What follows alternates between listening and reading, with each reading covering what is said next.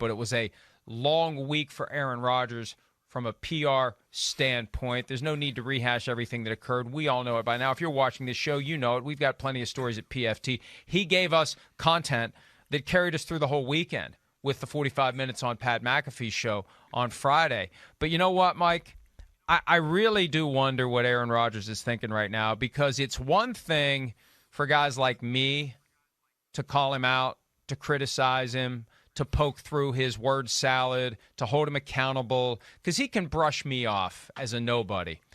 But, man, I don't know if you saw the clip of the 4 Hall of Famers on Fox's desk yesterday going after him. When your peers, when the people who have the bronze bust where yours is eventually going to be, and now Rodgers may say, can you put mine on the other side of the room? They went after him for everything that the rest of us went after him for. I'd love to know what he's really thinking now, and maybe we'll have another 45 minutes from him on Tuesday on Pat McAfee's show and find out. I don't, in all honesty, I think, listen, Aaron Rodgers isn't the first, arrogant attitude quarterback that we have, or player, or professional athlete, right? I mean, we see that a lot, and he has a lot of confidence in what he does and what he says. I don't think there's any doubt about it. So I don't know if it's going to affect him. It will be interesting, though, because I really haven't heard many former players, at all. They understand the side of it's your choice whether you want to get vaccinated or not. But then, in my 2 words of it were his words. They were slippery. He was slippery and smug. He was slippery with his words, and he was smug with his attitude, is what he was. And I guess my overriding thing on that is 2 things. One, everybody got on Cole Beasley at the beginning of the year when he took his stance. But you know what he did? Cole Beasley took his stance. Cole Beasley said what he said and stood behind it. And I think that's one of the things that bothered people. And again, Aaron probably doesn't give a damn what we think, but no, as we listen to it, and this is, you're right. You know what? You're right. You are right. He does seem sensitive to what people think. So I stand corrected. You are right about that. But like I said, Cole, you may not agree with it, but dude stood up for what he believed.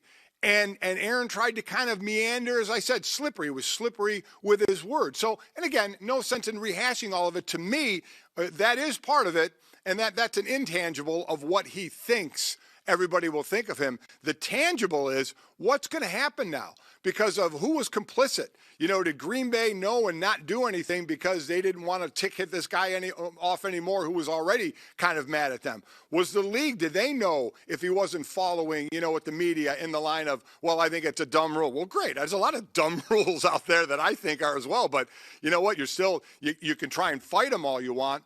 But at some point you have to follow them. So that's my thought. What happens next between with the Packers and with the league if he was in fact breaking protocols and nothing was done? And Mike, the biggest flaw of the many flaws that he uttered on Friday arguably was his position that he didn't agree to these rules. He didn't sign anything. Look, he knows how a union works. He was the union rep. The union agrees on behalf of the workforce. So you have a very simple choice. Very simple choice. Comply with the rules or don't, and face the consequences if you don't. And ultimately, if you refuse to comply with the rules to a certain point where you are going to resist, then just retire. Don't show up if you don't want to follow the rules. He tried to carve out a way to have it both ways. And I firmly believe, Mike, and I think we've invoked Occam's razor here in the not-too-distant past, the simplest explanation is this. He did not want to be criticized for not being vaccinated. Right. So he lied about not being vaccinated. He behaved as if he was vaccinated when in the public eye. In the building, maybe he wore his mask everywhere that he was supposed to, except in the media room when he would be in the public eye. And his reasoning is, well, it's stupid. The science doesn't back it up. Doesn't matter. Your unions agreed to that rule. So if you don't follow that rule, then you should get punished. And that's where we are now.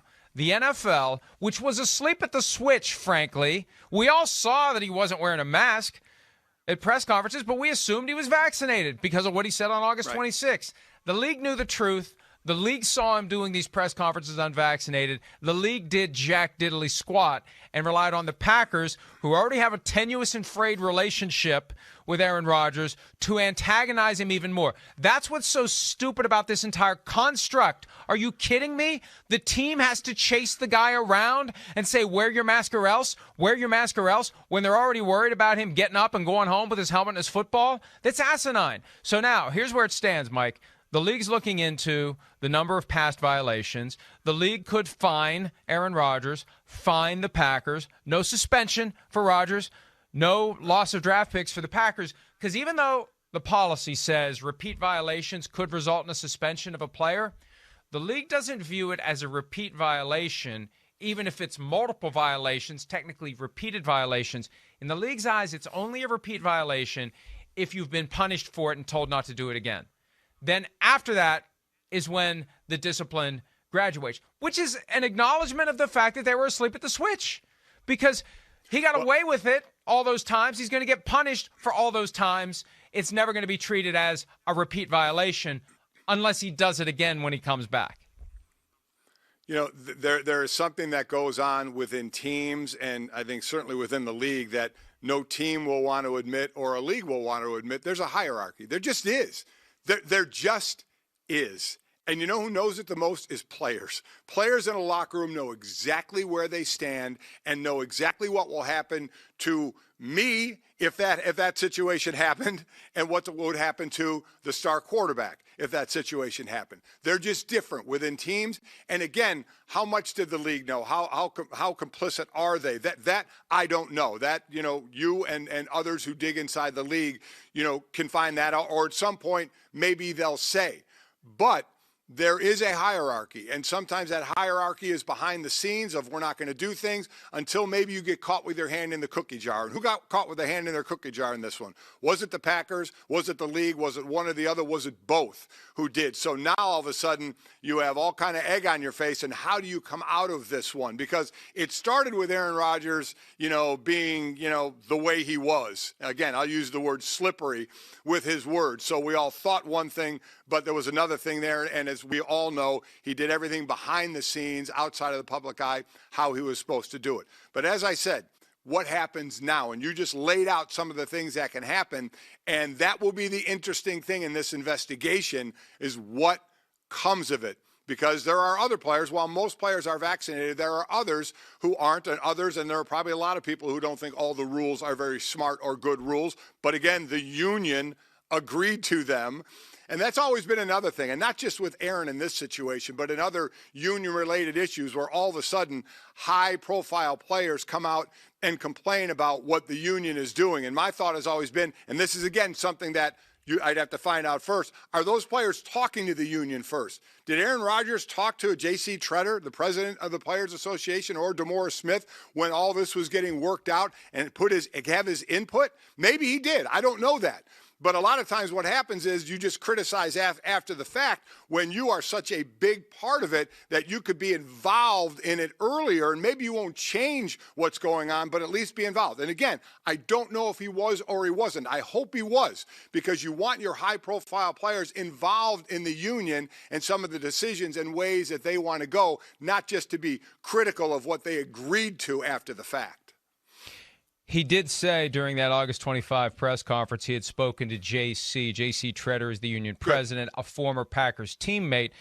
But again, and that's the one vibe that hasn't come out of this. And I think it's one of the reasons why the union hasn't engaged him.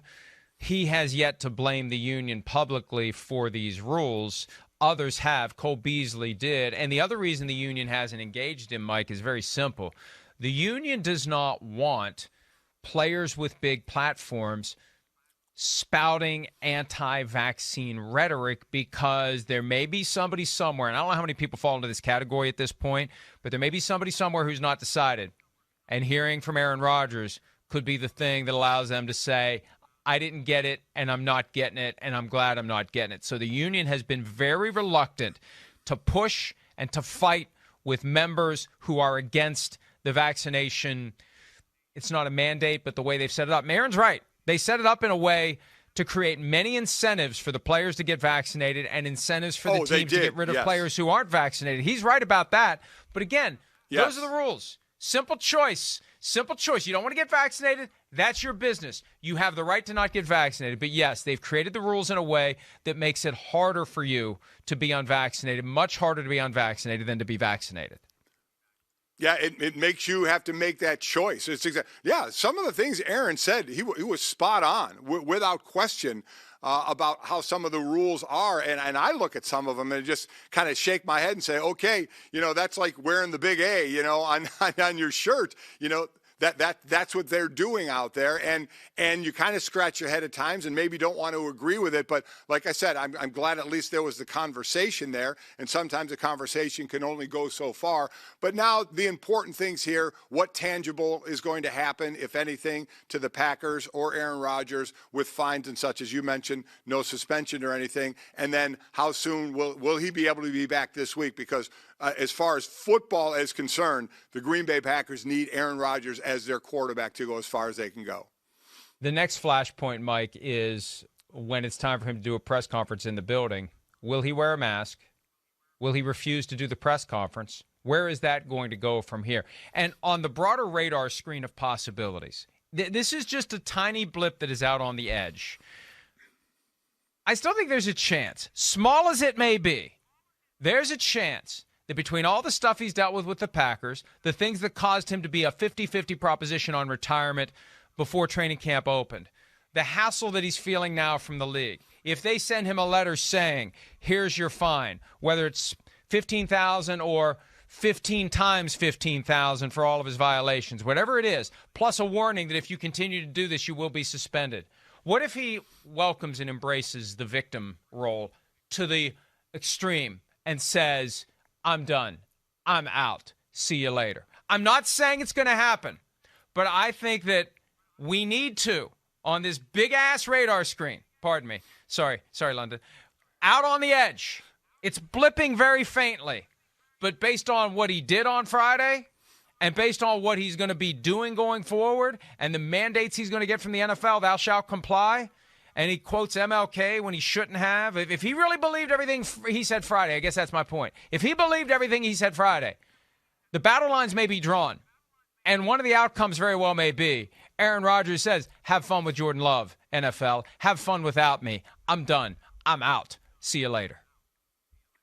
Listen, I know we got to go to break here and we're going long, but I get what you're saying. I don't think there is any way. Just like when there was a whispers in the offseason, maybe he retire, I said there is no shot he retires. And in this case, while that would be an option, I don't think there is any way that Aaron Rodgers retires. Tiny blip could be, but I think he'll be in uniform the rest of the year for the Packers. Hi, I'm Mike Tirico, and thanks for watching. Make sure to hit subscribe for the latest news and highlights from NBC Sports.